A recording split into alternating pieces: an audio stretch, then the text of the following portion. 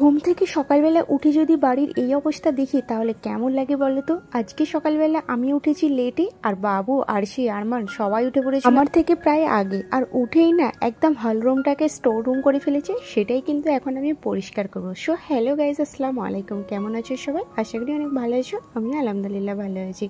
সকালবেলা উঠেই যদি এমন অবস্থা দেখি কেমন মাথাটা গরম হয়।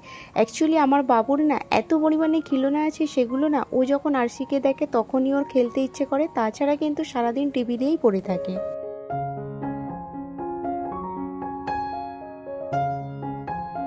কালকে রাত্রে আমি গিয়েছিলাম দিদির বাড়িতে, তো আমার সাথে এসেছিল আরশি আরমান। আর সকালবেলা উঠেই কিন্তু একসাথে সবাই খেলতে বসে গিয়েছিল, যেটা বেডরুম থেকে পুরো হলরুমের অবস্থা খারাপ করে দিয়েছে। তো আমি এখন সেটাই পরিষ্কার করছি। আগে কিন্তু বেডরুমটাতে চলে এসেছি, হলরুমটাও প্রায় কমপ্লিট হয়ে গেছে। আরশি আরমান যেহেতু নেই, এখন বাড়ি চলে গেছে, সেই জন্য ভাবলাম তাহলে এই সময়টা ক্লিন করে নিই। আর আমিও যেহেতু রাত্রিবেলা যাবো দিদিদের বাড়িতে, তো তাড়াতাড়ি করে ঘরটা পরিষ্কার করে রেখে দিচ্ছি।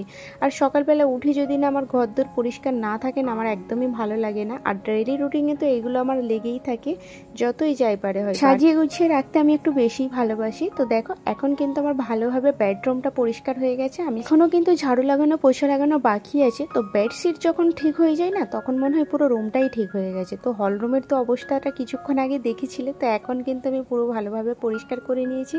আর বাবু না রেডি আছে খিলনাগুলো আবার ঢালার জন্য। ওকে আমি বলেছি এবার যদি খিলনা ঢালা হয় তাহলে এবার কিন্তু তোমরাই পরিষ্কার করবে। তো সেই জন্য ভয়তে একটু একটু আছে। তো কিছু কাপড় ছিল, সেগুলো কিন্তু আমি মেশিনে দিয়ে দিলাম।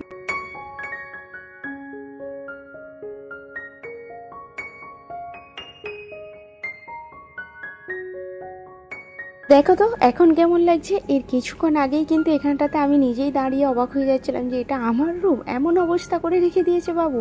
তো যাক, আজকে যেহেতু ক্লিন করছি সেই জন্য ভাবলাম সব কিছু একটু ভালো করে ক্লিন করে নিই। তো ওয়াশ বেসিনটা যেহেতু ডেলি ইউজ করা হয়, তো ওয়াশ বেসিনটা আমি রোজই ক্লিন করি, তবে আজকে একটু ভালোভাবে ডিপ ক্লিন করারই চেষ্টা করলাম। কারণ ওয়াশ বেসিনটা সবসময় কিন্তু এই দেওয়ালগুলো পোছা হয় না। তো রোজা যখন থেকে চালু হয়েছে তখন থেকে কিন্তু আমি খুব একটা বেশি সময় দিতে পারছি না, সেই জন্য আজকে ভাবলাম তাহলে কোনো তো রান্নাবান্নার কাজ নেই, আর যেহেতু ইফতারিতে দিদিদের বাড়িতে যাব, সেই জন্যই ভাবলাম আজকে তাহলে একটু ভালোভাবেই সব কিছু ক্লিন করে নিই। তো এখানে প্রায় আমার হয়ে গেছে, আর ক্লিন করছি সব শেষে পোছা না লাগালে হয়? পোছাটা তো আনকমপ্লিট, তাই না? তো এখানে পোছাটাও লাগিয়ে নিচ্ছি। রান্নাবান্না তেমন কিছু নেই, জাস্ট বাবুকে খাওয়াবো। তো কালকে রাত্রে না একটু ডাল ছিল, ভেবেছি ওটাতেই একটু গরম ভাত করে ডাল দিয়ে ভাত দিয়ে খাইয়ে দেবো।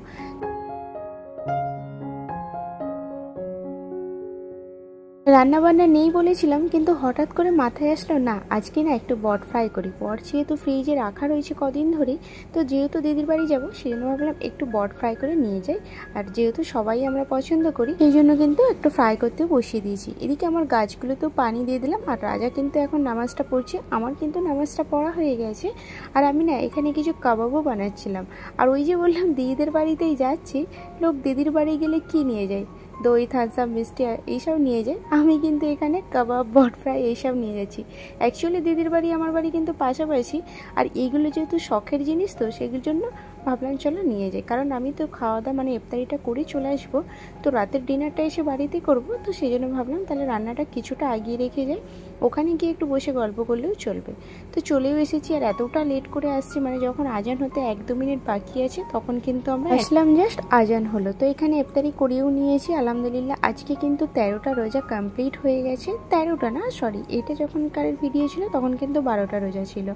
তো আমি তারপর একটু চাটা খেয়ে বাড়িতে চলে আসলাম। বাড়িতে এসেই না আগে আমার কিচেনটা ক্লিন করলাম, কারণ আমি এই অবস্থাতেই রেখে চলে গিয়েছিলাম। সো তাহলে চলো আজকের মতো ভিডিওটা এখানেই শেষ করলাম। আর কেমন লাগলো জানিয়ে কিন্তু।